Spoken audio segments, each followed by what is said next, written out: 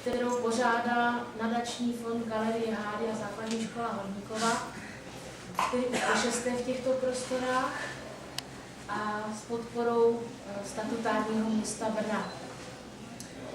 Program bude následující. Nejdříve je taková ochutnávka z podání Boba Friedla a Aťky Bednářové. Pak výstavu zahájí a provede nás pracemi výstavujících profesor Ludvík Štěpán z Filozofické fakulty Masarykovy univerzity.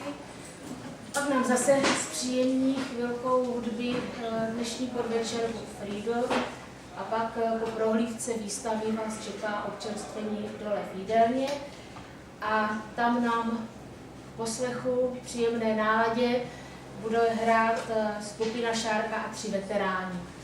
Takže vám tímto přeju příjemný večer a jako první předávám slovo panu Václavu Košuličovi, místostarostovi městské části Líšeň, který vás pozdraví. Dobrý večer.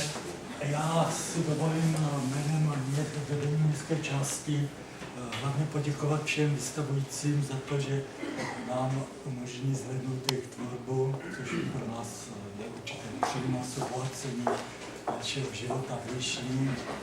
A zavedení můžu jenom slíbit, že budeme Galerii Hády všeobecně podporovat, tak finančně, tak společensky a přeji vám krásný zážitek.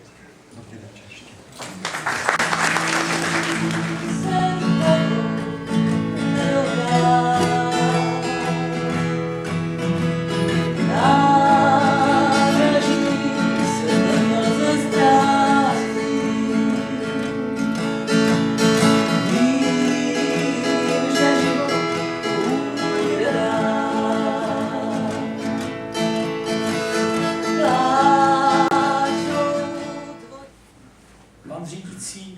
Jan Pokorný, jako vždy, pokouší dřevo.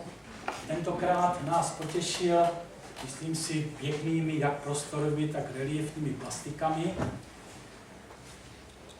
Je vidět, že to dřevo prostě má v rukách a že ho dokáže z toho takového folklorního podloží, z kterého vychází, že ho dokáže uchopit úplně jiným pohledem.